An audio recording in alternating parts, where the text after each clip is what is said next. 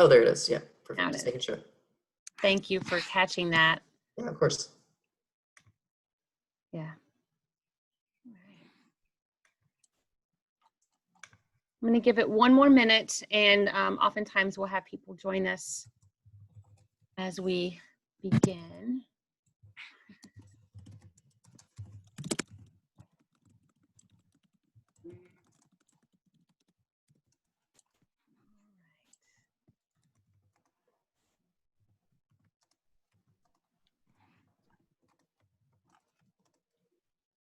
All right.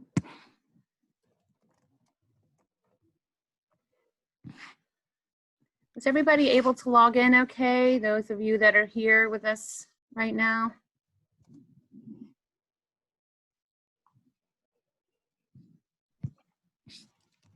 Okay, thanks, Tammy.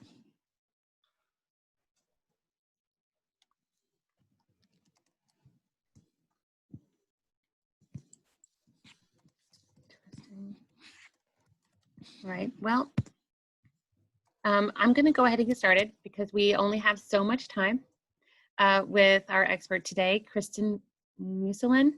Musulin, yes. Musulin.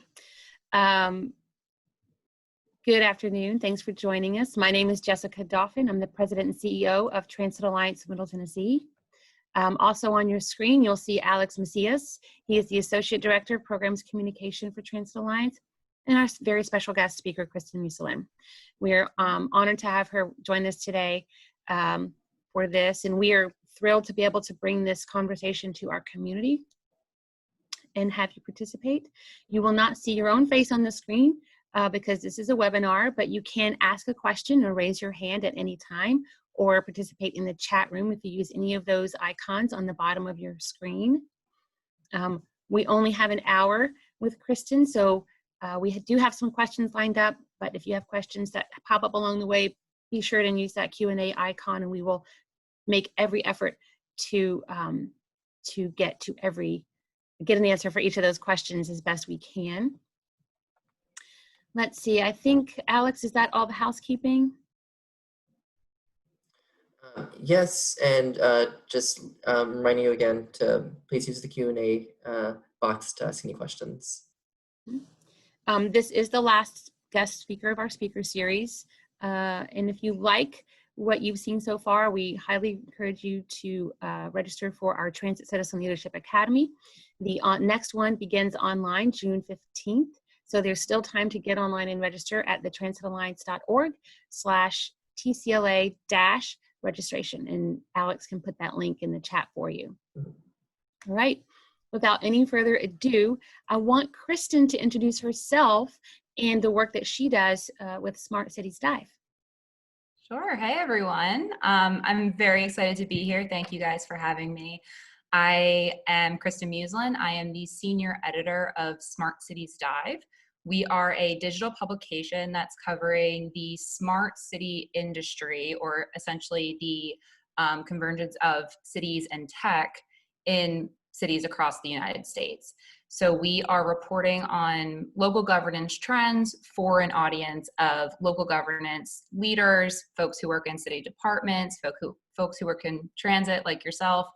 And we are here to inform and to connect with folks who work in cities to then share insights to other people who work in cities, essentially. And so for transit is just one small part of what we cover. We're covering everything from to telecoms and 5G to, cybersecurity and privacy issues in cities. But work around transit and transportation has really been leading a lot of our coverage, especially right now during the coronavirus.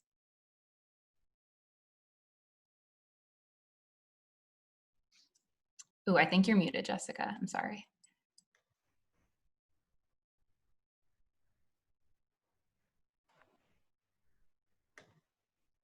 Sorry about that. Thank you. Speaking of coronavirus, how has coronavirus affected the work that you're doing right now? Sure. So, just from a personal standpoint, Industry Dive is the company that owns Smart Cities Dive, along with all of our other publications. And we are about 150 people. We're all working remote right now. So I'm here in my apartment in Washington, D.C. And it's been a scary time for everyone, but our publication specifically has been busier than ever.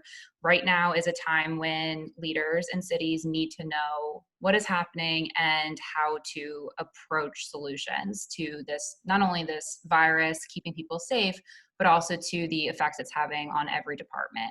And so we have been working really around the clock to provide information to our readers, to speak with folks, to sit on webinars, to learn from other people across the US about how folks are really approaching this unprecedented situation. There's no government leader right now that has sat through a situation like this with this much gravity, a health situation. And so it's like I said, an unprecedented time for everyone that's in our audience. And we really want to be there to support all of our readers and ensure that they have all the information that they need to, get out there and engage with their citizens and get through this crisis. And so, yeah, we've been working really hard to do this, but I've also personally been learning a lot about not only the transit industry, but about cities in general, about what people really value in cities and what leaders really value in their work. And it's been really eye-opening to see the sacrifices and the decisions that leaders are making to ensure that everyone is getting through this safely, hopefully with a job, and as best as they can, really. Right. Yeah, I've been trying to keep up with your site, but you're very prolific in the pieces that you're putting out, not just because you're not the only one writing for Smart Cities Dive. So there is a lot of information coming out, and we definitely need it. So what attracted me to, or what made me want to ask you to join us as a guest speaker was your piece about a different world awaits transit on the other side of coronavirus. Can you give us a little background to that and what's in that piece? Sure. So as I mentioned, I've been sitting on a lot of webinars. There are only 3 of us who cover Smart Cities Dive. And so we've been kind of trying to break up everything and, ensure that we're attending every webinar and every session that we can. And I just happened to sit in on a webinar back in mid-April, and it was hosted by the mobility solutions companies Transit and Swiftly. And this webinar was maybe 3 or 4 weeks after most of the social distancing orders were put in place. And it was just a time to discuss how transit is dealing with the onset of COVID and this pandemic. And, I've sat on many webinars and many of these types of events to learn about industry news. And often you see that webinars sometimes feel a little rehearsed or prepared, and they're just sharing data. And this webinar was the first one in a long time where I felt like there was a real conversation happening, where people were coming into it vulnerable and scared and hoping to learn from each other. And that can you say why that was? Why were they coming there in that space? Sure. I mean, the speakers on the webinar obviously came in with their expertise and knowledge of what they're doing and sort of some of the insights they wanted to bring. But there was a general sense of, okay, this is a situation that we have never been in before. At this point, the gravity of the situation was really severe. And a lot of agencies were starting to see their ridership numbers plummet. Some agencies at this point had started to see deaths among their employees. And a lot of transit leaders sort of came to the table to say, we don't have all the answers, and we need to learn from each other to really get through this. And, in that conversation, Jarrett Walker, who's a public transit consultant, he said, and I'm going to read his quote, he said, "The world that we lived in 2 months ago is not coming back.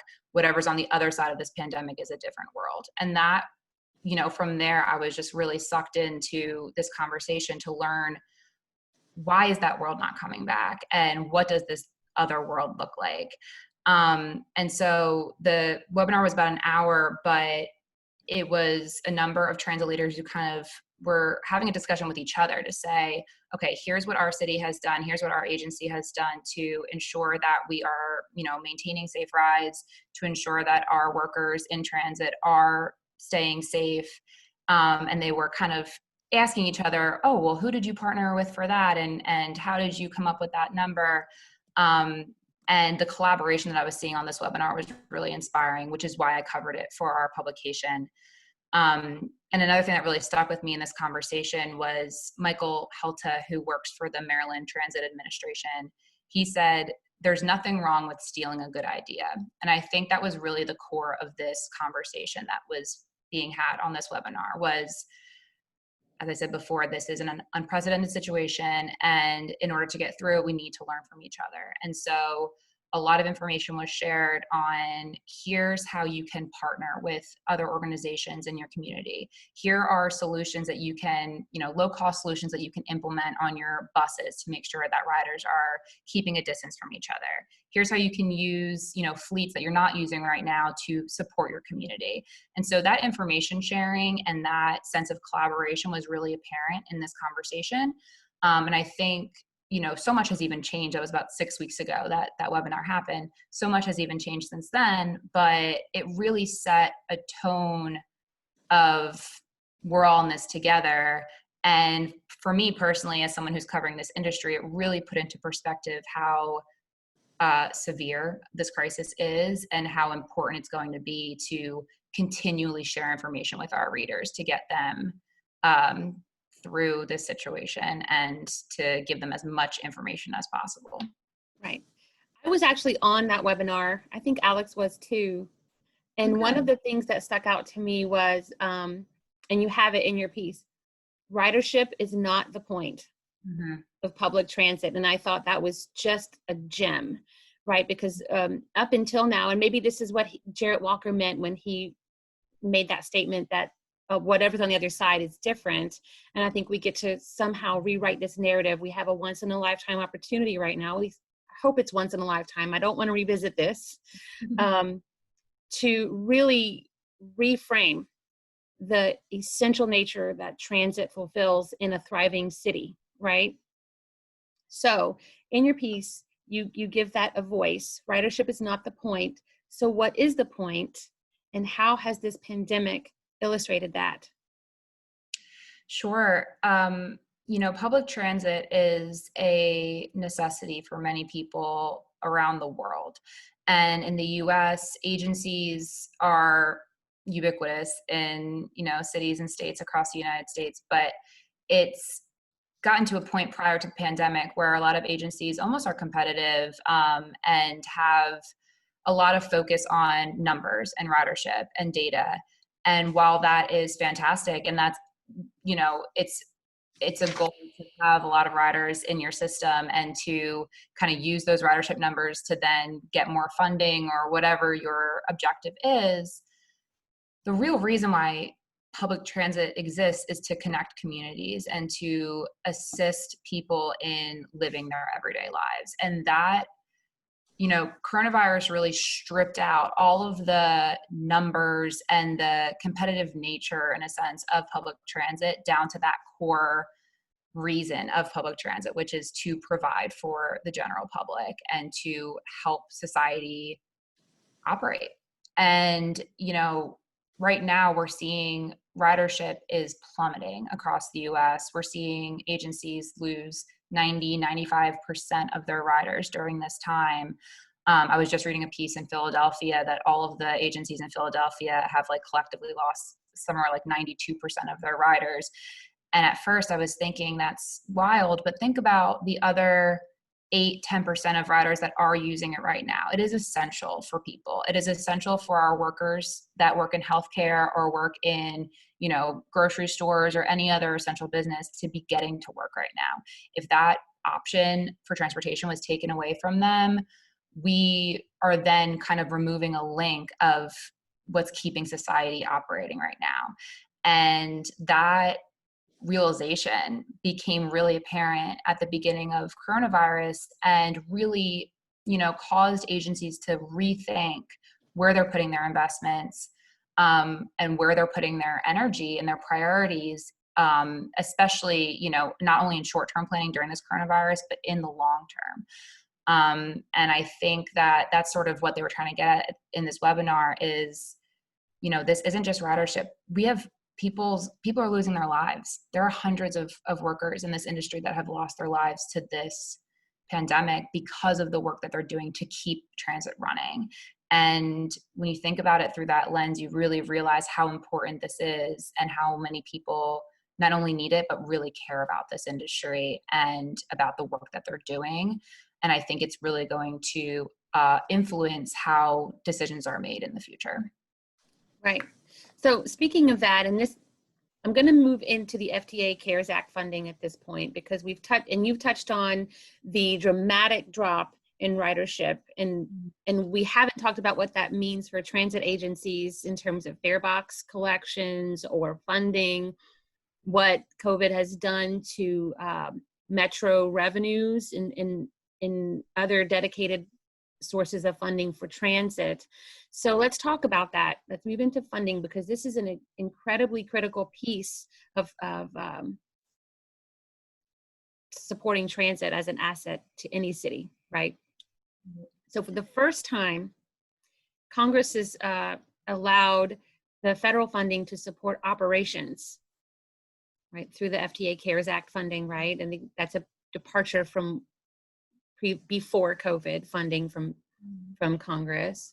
So there's one, but can you talk a little bit about this FTA CARES Act relief, what allowing transit agencies to spend it on operations funding means, and do you think we're going to be, that we could see more of this type of moving away from the way they've always done things? Sure.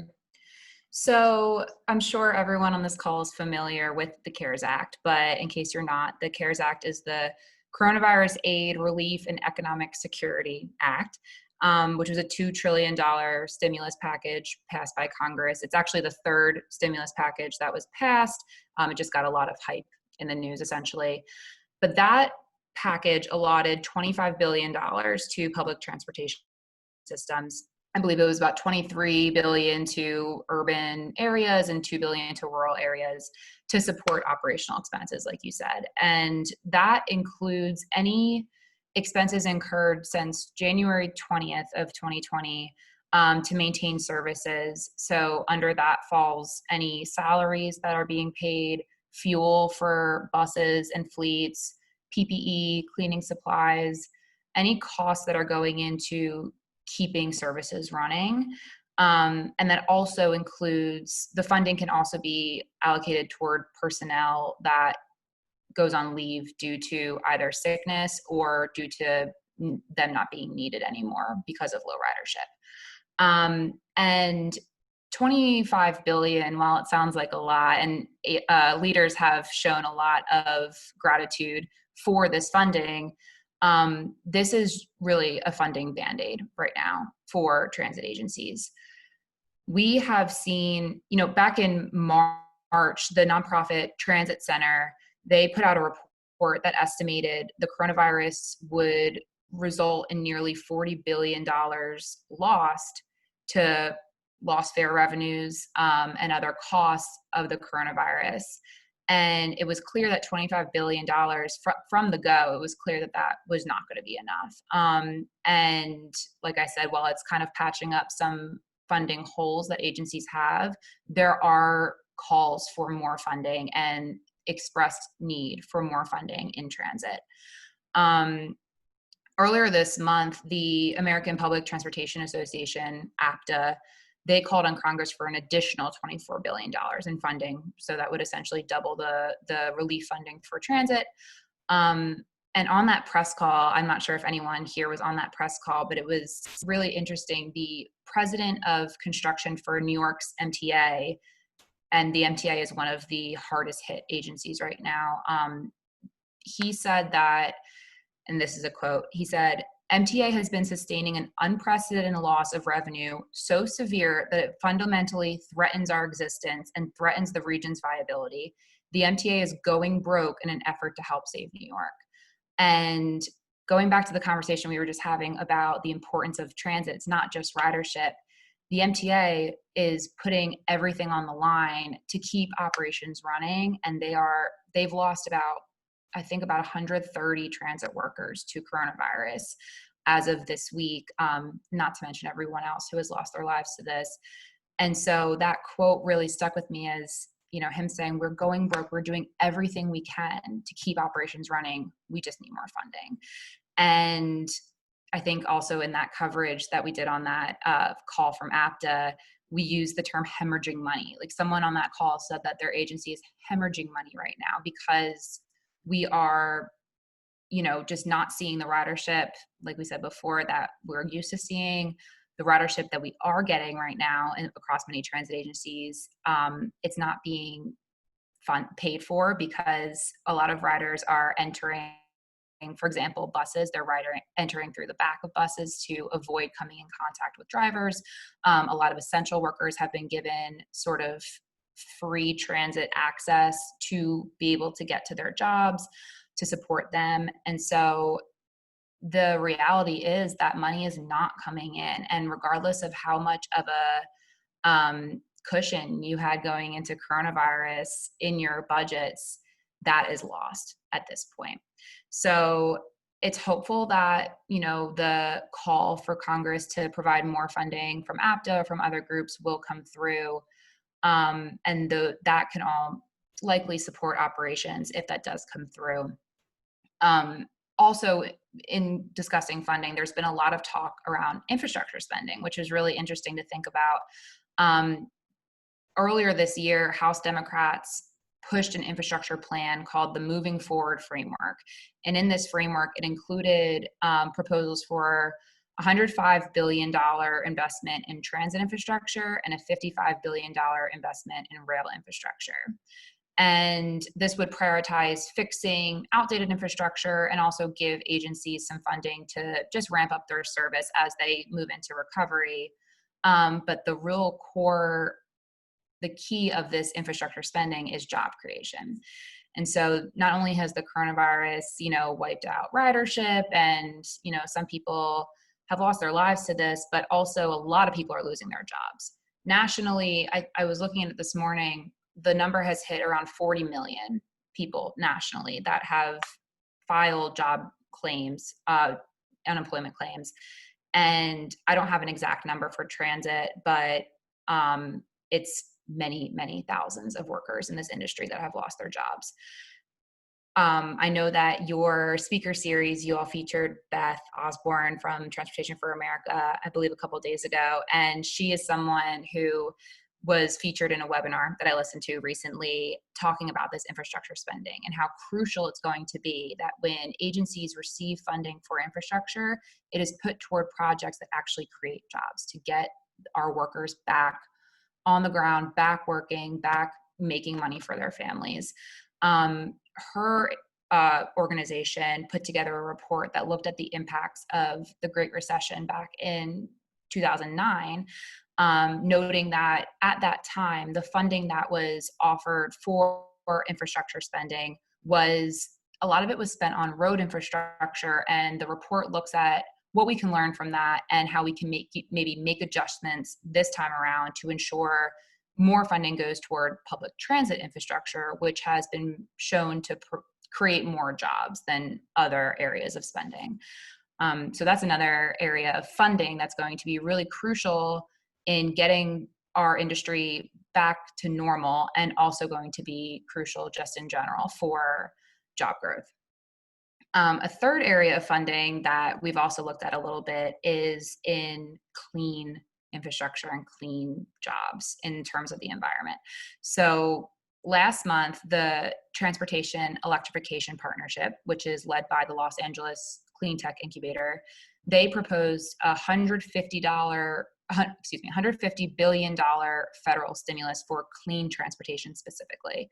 So I spoke with Matt Peterson, who leads that organization, and he was really emphasizing that now is a time for agencies to allocate money on projects, initiatives, jobs that are going to promote a cleaner environment.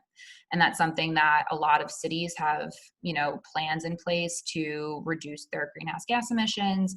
And he was essentially saying, now is the time. If you're getting the money and you have the opportunity to change the way that your agency does things, now is the time to look at the environment and think, how can we put this money back into our industry in a way that promotes clean transportation? And so the proposal from the Transportation Electrification Partnership calls for higher adoption of electric vehicles, zero emission infrastructure, more public transit funding, and reduce vehicle miles traveled, some policy to help do that, all in an effort to, not only reduce these emissions, but also give workers in clean tech and in clean transportation their jobs back. We did a report recently that showed around 50,000 workers in the clean vehicle sector alone have lost their jobs as of mid-April. That number is definitely higher by now. And so essentially, he's saying, let's think about how we can get them back to work. So overall with funding, sort of a little review of what I just went over was operations, infrastructure, and environment. And those are three areas that cities, agencies might be seeing more funding soon. Nothing has been promised or put in place yet. But those are the three areas that are going to be key in prioritizing and thinking creatively once that funding comes in. Great. Can you dig in a little deeper about what local advocates and agencies can be doing to support that push, or conversations we could be having? Sure. So one thing that I think has been helpful is education and empowerment. These types of webinars, where you're offering a time for people in your workforce to come in and learn about what's going on in the industry, this is crucial. Especially if you're working for a regional or local agency that isn't interacting with agencies around the country all the time. It's really important to know what's going on nationally and then bring that back down to a local level. And so if your agency is really trying to push for more funding in a certain area, but you're not seeing the support, learning from other agencies who maybe are seeing the support and trying to gain insights and understanding of how to replicate that in your own local area is really key. And that's what a lot of agencies are doing right now. And there are so many resources right now from not only transit agencies themselves, but from advocacy organizations and other national nonprofits who are pushing these types of changes. They're all offering virtual webinars, white papers, resources online, and most of it's all free right now. And utilizing those resources will be crucial in making the change in your own area. Obviously, every city is different, every agency is different in terms of their needs. So I don't have like specific examples of ways to help because I think it's very case by case, but I think educating yourself, also educating your riders. The public has a voice and the public wants to see, I think a lot of people in urban areas understand that this is a time for change, and we're seeing a lot of community movement in voicing the change that they want to see. And so empowering your residents to speak up and share what they want out of their transit system, and educating those riders on here's what's going on, here's the opportunities that we have, that's only going to increase the support and the chances that you are able to implement the changes that you want to see in your agency. That's an excellent segue. Thank you for that. You have written a more recent article, and this is basically the headline: poll shows 40% of readers want car-free streets to last. Okay, speaking of people giving feedback to cities and what they want locally, I will say that Nashville has closed off 8 streets, and they call them slow streets, so kind of restricting vehicle movement so people can feel safe walking and biking and being in their neighborhoods, giving them more free space. And it looks like 40% of your readers want to see that continue. Can you tell me a little bit about how that's being done and how you're getting that feedback from folks? Sure. So the concept it has a couple names. Some people call it closed streets, open streets, slow streets, but the entire concept is that streets within city limits are closed off to cars, either fully or on a limited basis, to offer that space to pedestrians and cyclists to get around. Particularly during coronavirus, this is an important initiative and, idea that cities are implementing because it offers space for people to safely social distance while outside. A little side note, part of a challenge that we're seeing right now is that even though traffic has been reduced due to less people commuting or driving, injuries and fatalities are actually up a little bit because drivers are either speeding down a road or pedestrians are going into the street because they don't think drivers are coming, and they need space to get around, and then they're getting hit. And so I will add to that, like that is true for Tennessee as well. We've seen basically our traffic congestion has been cut in half, but our road fatalities are the same number. Yeah. So as a percentage of traffic, our deaths have actually risen, right, during this period. Right, because it feels like we're living in this land of no rules right now, right? Like there's just people like running out in the street, kind of using space as their own. And so to address this and to curb any potential issues, cities are considering even temporarily closing off streets to cars.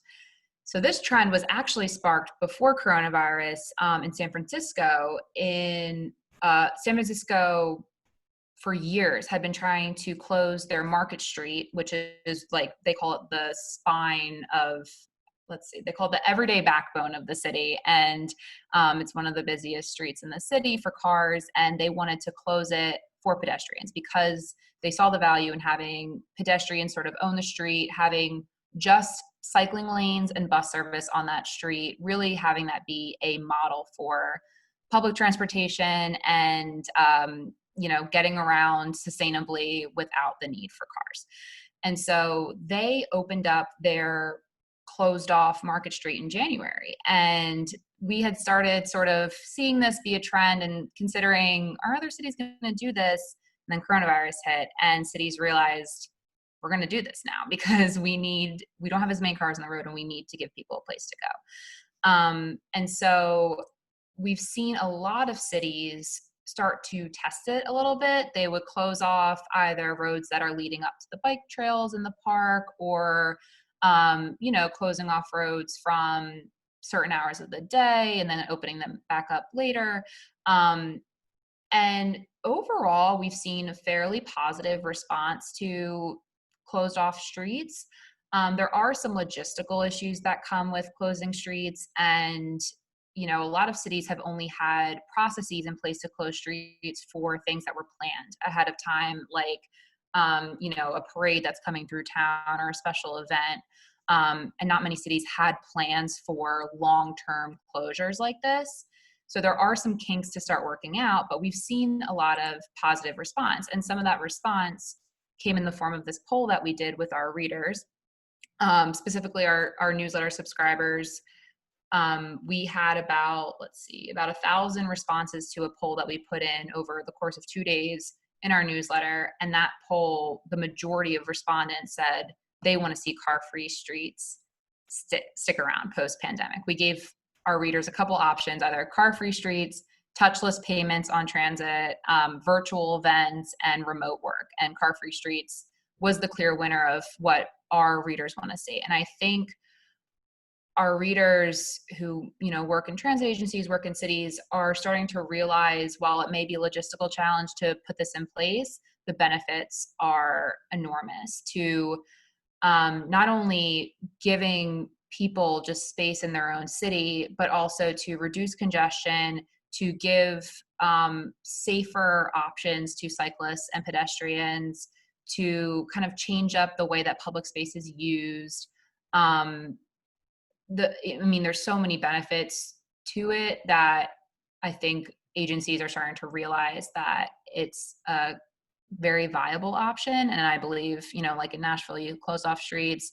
We're going to see a few more, I think, few more cities lean into this. I think it'll be interesting to see who keeps it post-pandemic, but I'm hopeful that some cities will. Thank you for that. And let's see, I've got some more questions tagging along with that.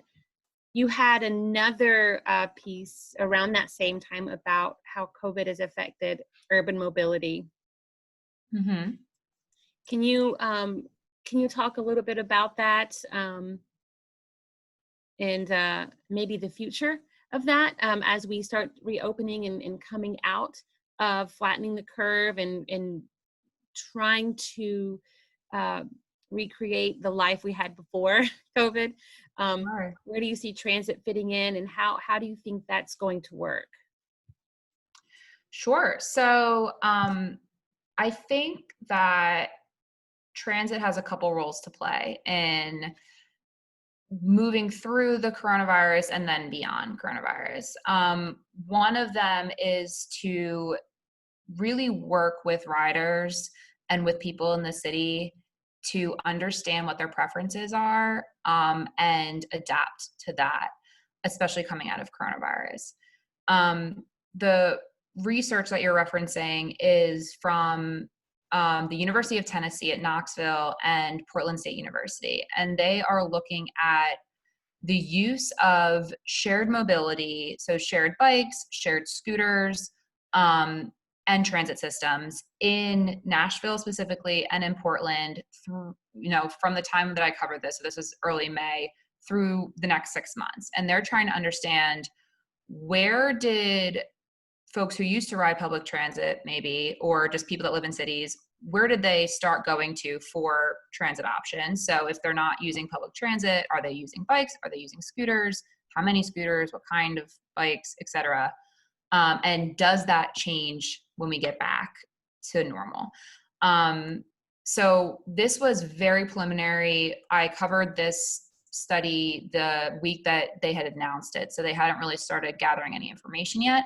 I haven't followed up yet, don't have any data from this research, but essentially they want to know, is the resurgence of the economy and going back to normal, is that going to change the fact that we've seen a spike in cycling, we've seen a spike in scooter use, we have seen a dip in transit systems, and how can we put policy in place and put initiatives in place that balance all this out so that we do have consistent ridership of shared vehicles, but also public transit, and we can get people out of single occupancy vehicles and cars. I think that it's going to be really crucial for agencies to, this is something I was thinking about this earlier, I think it's crucial for agencies to be patient but consistent. I think a lot of riders of public transit who used to ride before this coronavirus are going to be very, very hesitant to come back to public transit because of fear of being near someone. This is something we've been writing about a lot, is how do we get people back on public transit, make sure that they're not getting in their car as this ends. But folks are scared. Folks have lost family members to this. Folks have lost their jobs to this. And it's going to take time to kind of go back to the ridership that we were seeing on transit.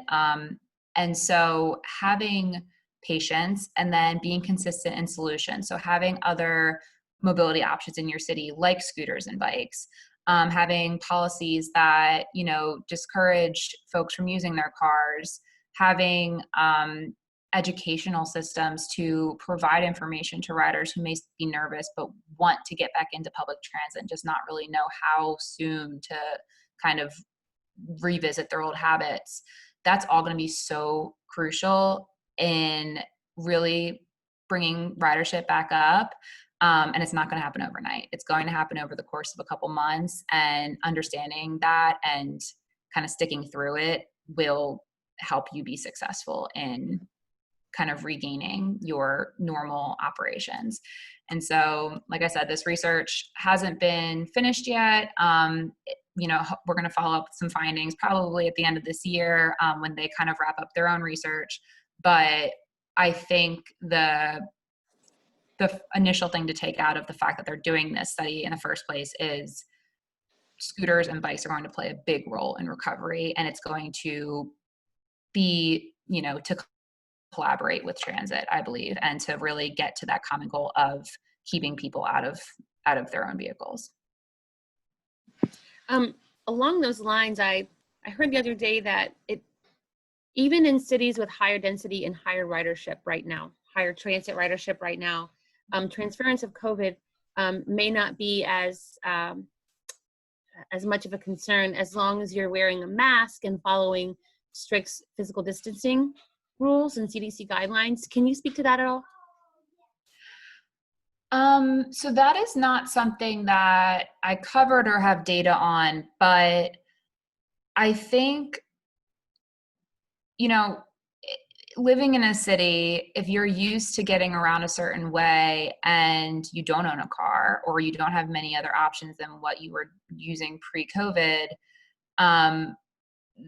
there are not many other options than to wear a mask, keep your social distance, and be as safe as possible, because people still need to get to work. People still need to live their lives. And so I'm not sure how density and use of public transit or shared systems has impacted the, transmission of COVID. But I do know that people are eager to get back to their normal living situations. And I think that residents, especially as we see a lot of cities across the US start to reopen slowly and people in some areas start to take advantage of that reopening, I think a lot of transit riders and other people are going to feel the urge to kind of go back to their normal transportation habits, and kind of do whatever they can to stay safe, but there could be an impact on transmission of the virus by having that, reinterest in transit in those high density areas, but I don't have any data on that specifically. Hey, that's fine. But if there is, I will definitely be checking Smart Cities Dive because you'll be writing a report on it, I'm sure. So as we begin to reopen, how do you see transit rising to the challenge and supporting job creation and stimulating the economies that have been stymied for a couple of months? Sure.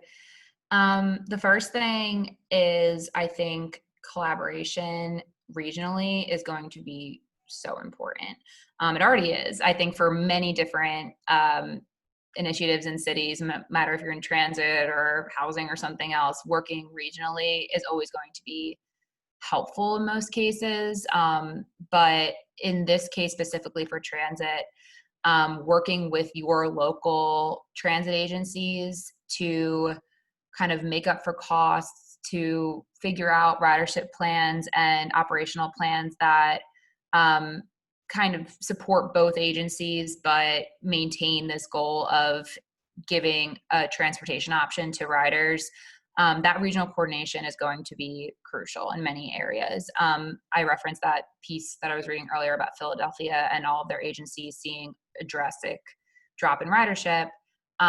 In that piece, they were saying that they're looking to collaborative solutions and to joining together on operations that they generally have separately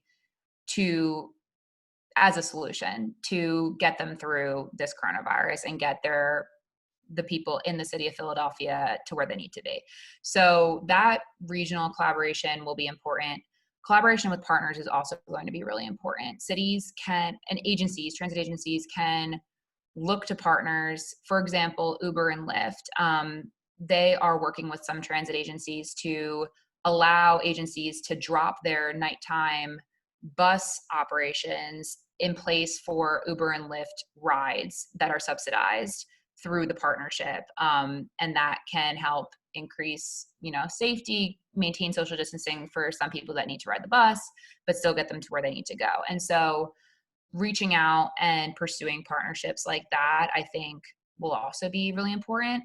And then, when it comes to any changes in actual operations, I think that collaboration is going to help spark some creativity. I mentioned before how important it's going to be to learn from each other and to learn from other agencies. And so transit agencies now are thinking out of the box and creatively about what kind of solutions can we put on our existing, buses to ensure people are staying safe, even as we get into, reopening. So some cities are putting seat blockers on their buses to keep people a couple seats apart. Some cities are maintaining the backdoor entry, even though reopening has already happened in their city. We all know that even though a city reopens, coronavirus doesn't go away overnight. This is something that's going to maintain for months. And so thinking in that way and ensuring that your initiatives are for the long-term benefit of your city and your residents will be crucial. Another way that agencies are kind of helping in recovery is by supporting various policy that's being put into place. And one example I have of that is congestion pricing. A lot of cities are seeing now as a time to consider planning for congestion pricing to be put in place to eventually curb that expected rise in personal car driving on the street. We've done a couple reports about it recently, and I think agencies have a role in supporting those types of policies and lobbying for them, and offering guidance in helping put those in place.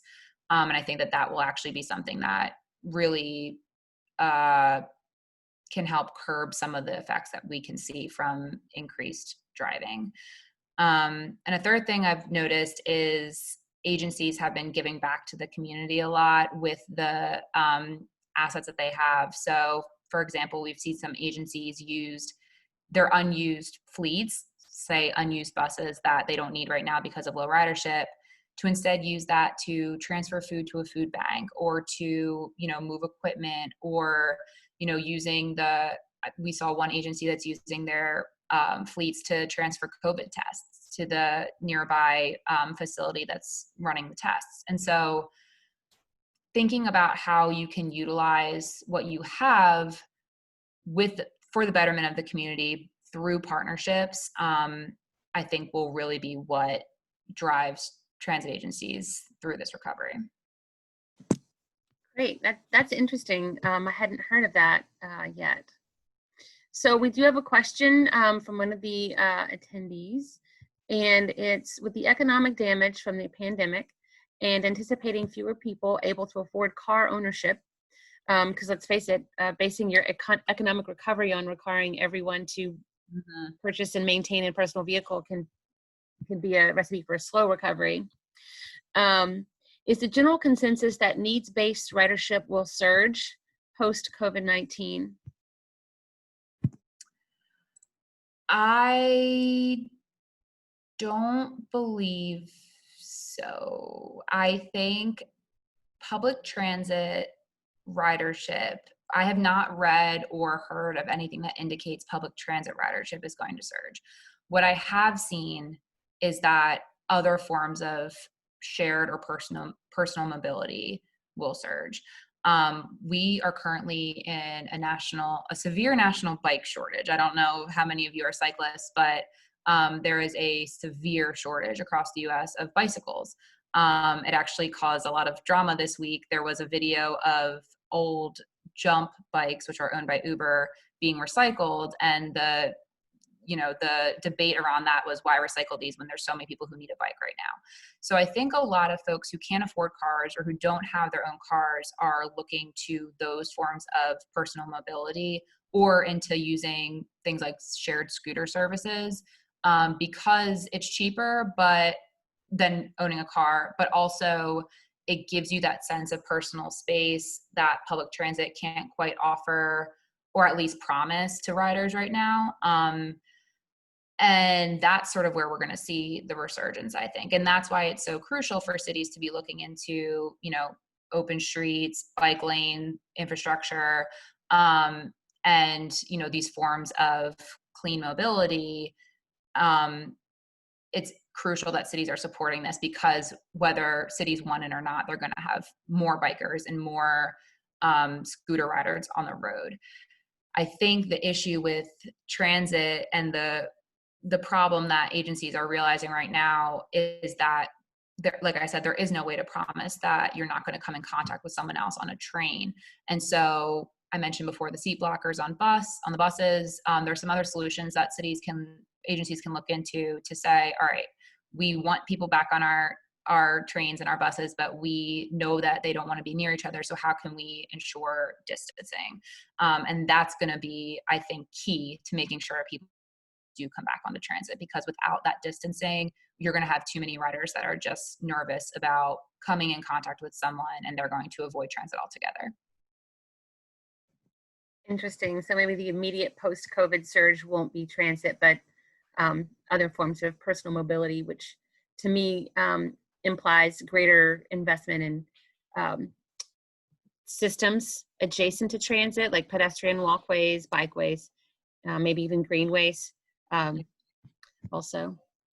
And another question is, what are your thoughts about where the smart cities movement is heading, both near and long term, including local funding challenges, shared mobility, concerns about surveillance, and et cetera? Can you speak to that at all? Yeah. So when I started in business media, I was covering waste and recycling. Actually, that's my background. And I got really interested in how cities are looking at sustainability through my waste coverage. And so I pitched the idea for Smart Cities, and we launched Smart Cities Dive in 2017. And at the time, the Smart Cities term was very buzzy, but everyone had a different definition for it. And I would go to Smart City events and I would walk around and ask all the leaders, what do you consider a smart city? And I would get 20 different responses.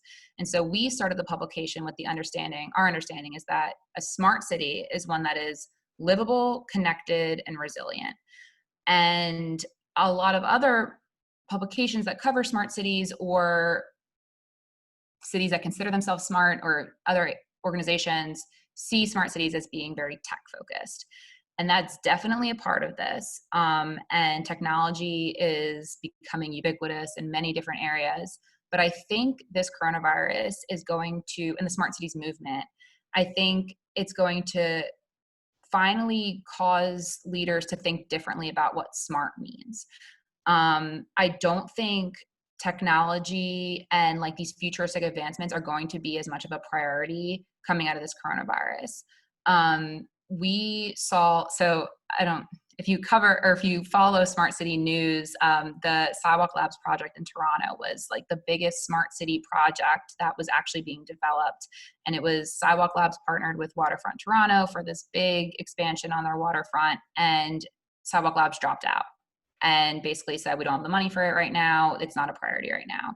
And that sort of caused a lot of conversation in smart cities saying like, well, is this going to be the shift of what a smart city is maybe not so tech focused, but focus on other ways of being smart. And I think in the short term, a lot of investment cities are losing money like it's water. Like it's just going out every, hole of the city, like hemorrhaging money, like we said before. That's what cities are experiencing. And coming out of this, a lot of investments are going to need to be put back into the city itself, into operations that already existed, not so much into like futuristic investments. And then in the long term, I think that smart cities are going to be ones that prioritize resilience.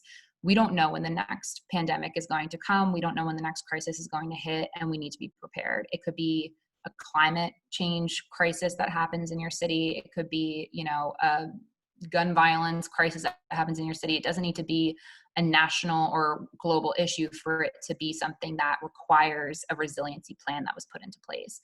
And so I think smart now doesn't just mean tech, it means preparation and resilience and ensuring that your investments are going to help your city sustain in the long term. And that's where we're seeing the smart cities movement kind of head. I love that. It's not just a global pandemic that we need to remain resilient. Nashville has had her fair share of moments of resilience, from the flood of 2010 to a tornado just prior to the pandemic hitting this year. So we do know a little bit about that. Yeah, left with you, literally just one. And I want to thank you so much. I want to say if you all have enjoyed being on this call and learning, please register for our TCLA. But I want Kristin to leave us with your top 3 pieces of advice for those who support public transit. What can we be doing now? All right.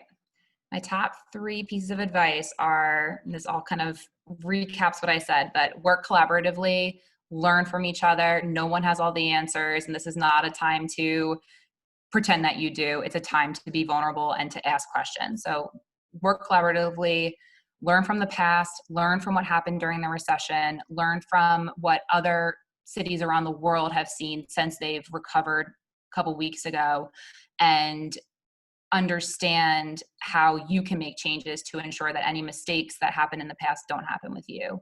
Number 2. And then number 3 would be what I said before, just be patient and consistent with your riders. They're not going to turn around overnight and come back to public transit the day that the city reopens. It's going to take some time. It's going to take education and empowerment of people in the city to make changes and to change their own behaviors. And as long as you are supporting that and having that patience and consistency, it will eventually return to normal, hopefully. Kristin, I can't thank you enough for joining us today and spending an hour or so with us. I really appreciate it. I encourage everyone to check out her list of articles. I posted it in the chat. Please go check it out. She's got great stuff there. And we'll see you all again sometime soon, I hope. Our newsletter is free if anyone wants to sign up. It'll come to your inbox every day. Oh, excellent. Thanks for that. Bye, everybody. Thank you.